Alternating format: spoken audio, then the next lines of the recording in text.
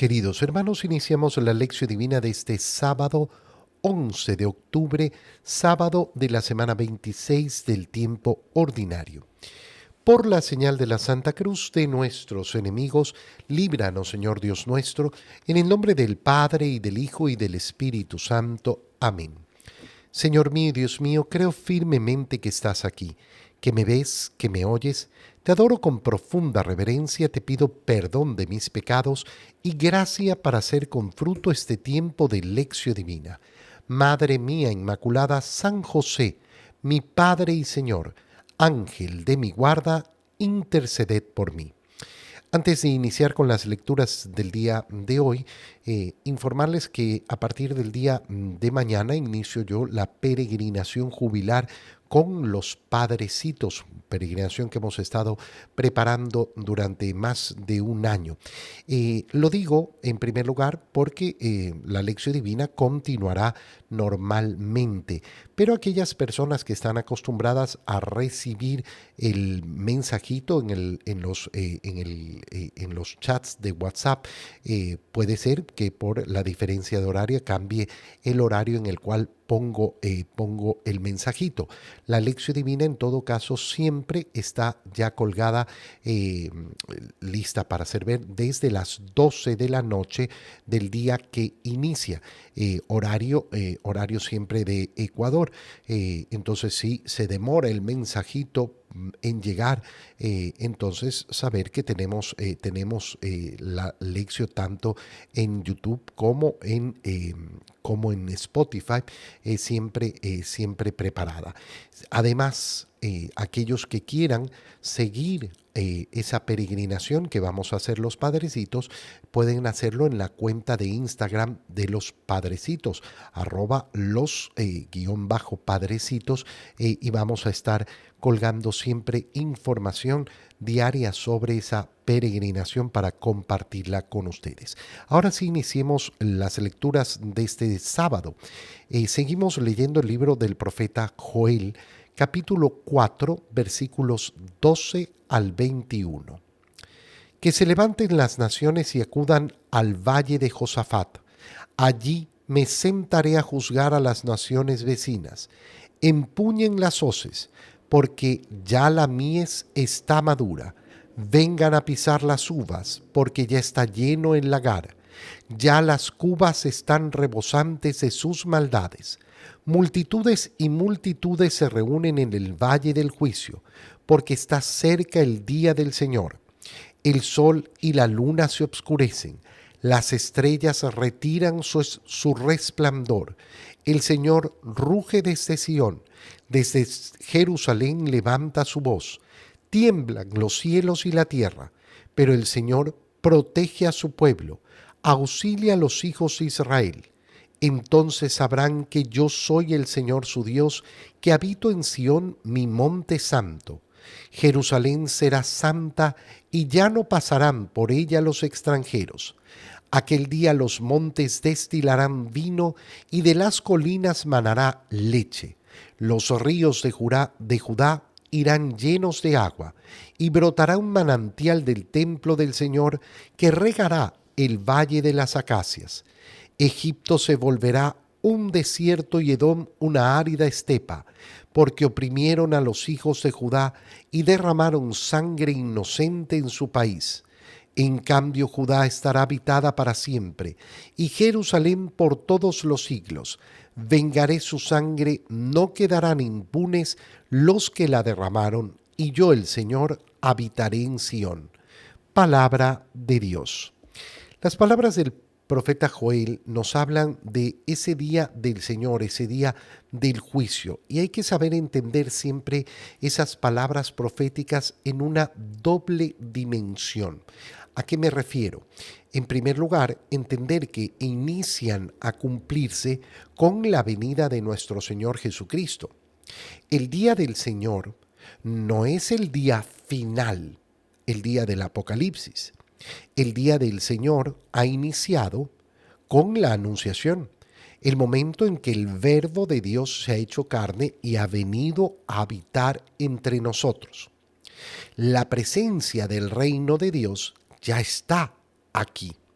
Nosotros vivimos por eso en el día del Señor, vivimos en los últimos días, vivimos efectivamente en el tiempo en que el reino ha sido instaurado ya, pero no de manera plena.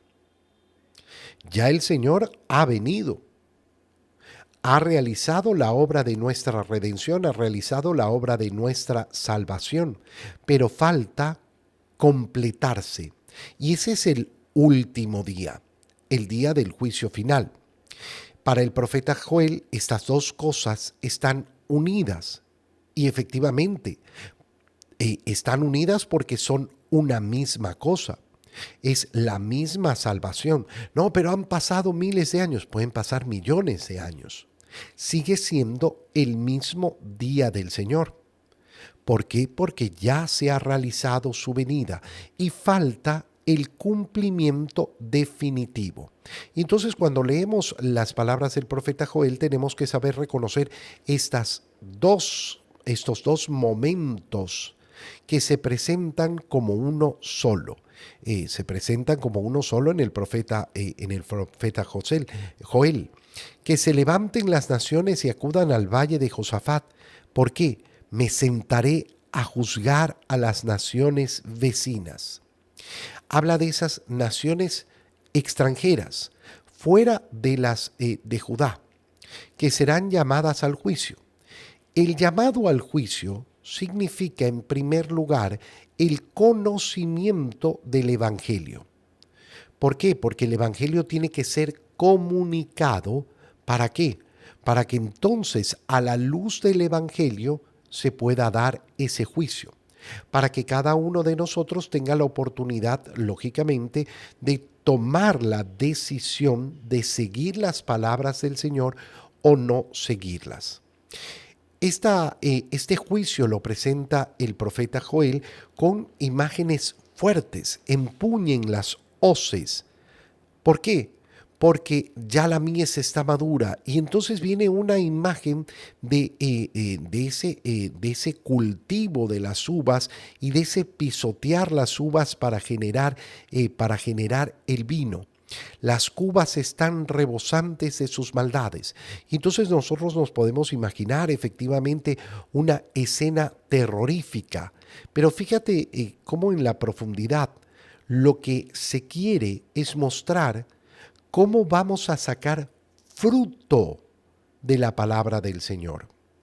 Cómo estamos llamados efectivamente a sacar fruto y aquel que no da ese fruto, es el que no sirve.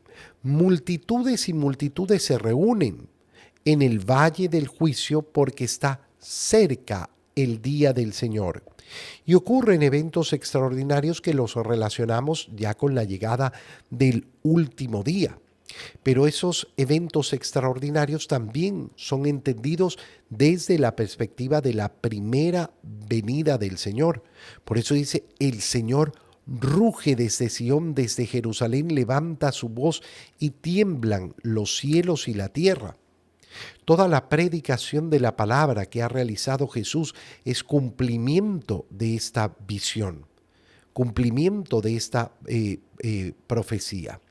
El Señor protege a su pueblo, auxilia a los hijos de Israel. Entonces sabrán que yo soy el Señor su Dios, que habito en Sión, el monte santo.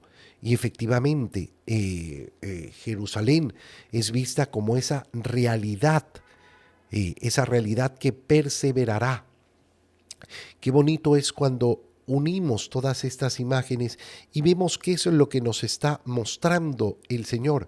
Nos comienza a mostrar esa vida eterna, siempre en relación con una vida humana. Oye, brotará un manantial del templo del Señor, se regará el valle de las acacias, Egipto se volverá un desierto, porque oprimieron y derramaron la sangre del inocente. En cambio, Judá estará habitada para siempre y Jerusalén por todos los siglos. Fíjate cómo se nos muestra la diferencia entre el desierto de aquellos que eligieron el mal y la prosperidad de aquellos que han elegido al Señor. Todas estas palabras que nos tienen que conmover profundamente, nos tienen que invitar a vivir en la cercanía del Señor. Oye, el miedo al día final no nos sirve. Nos sirve siempre vivir en el temor del Señor. Yo no quiero defraudar a Dios. Yo quiero ser de aquellos que han dicho siempre sí al Señor.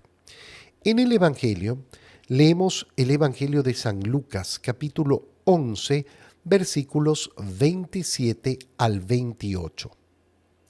En aquel tiempo, mientras Jesús hablaba a la multitud, una mujer del pueblo gritando le dijo: Dichosa la mujer que te llevó en su seno y cuyos pechos te amamantaron.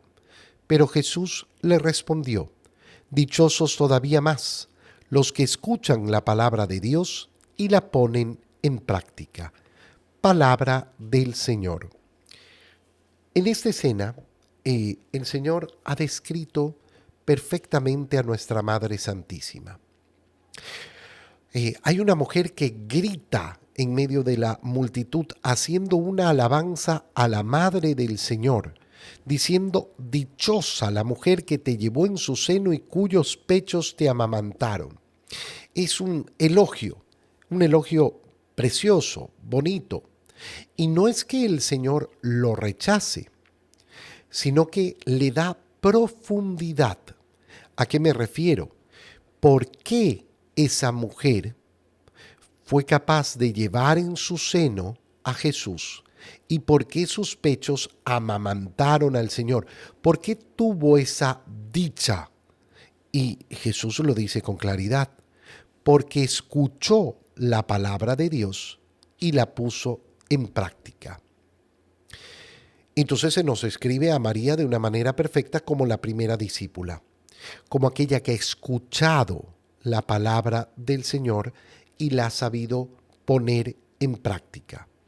Pero lógicamente esto nos da muchísimo más. ¿Por qué? Porque nos muestra cuál es el fundamento del camino cristiano. En la base del camino cristiano, ¿qué se encuentra? En primer lugar, la libertad. Siempre la libertad. Y eso se nos muestra con las dos acciones que el Señor propone: escuchar y poner en práctica. ¿Quién escucha? El que libremente decide escuchar. Yo oigo y puedo oír muchas cosas, pero ¿a quién escucho? Escuchar no es simplemente oír. Escuchar es poner atención, apreciar las palabras que estoy escuchando. Escuchar significa además darle validez a esas palabras. Escuchar es una de las acciones más importantes que hay. Fíjate cómo la ley de Dios empieza justamente así.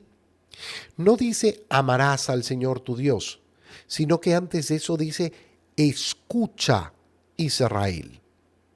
Escucha. Yo puedo oír un consejo.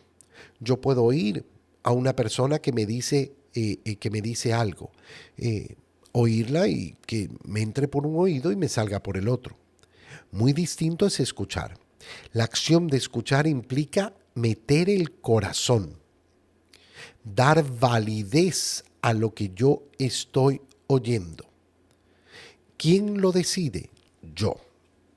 ¿Es fácil escuchar? No, no es fácil escuchar. De hecho, una de las cosas que vemos en el mundo es cuánto problema hay en saber escuchar. Los padres se quejan de que sus hijos no los escuchan, pero deben reflexionar también si son capaces de escuchar a sus hijos. Porque a veces vivimos solamente en esa jerarquía. No, es que los padres deben escuchar a los hijos. Sí. Los hijos deben escuchar a los padres. Sí. Pero los padres también tienen que saber escuchar a sus hijos. Saber escuchar un esposo a su esposa, una esposa a su esposo.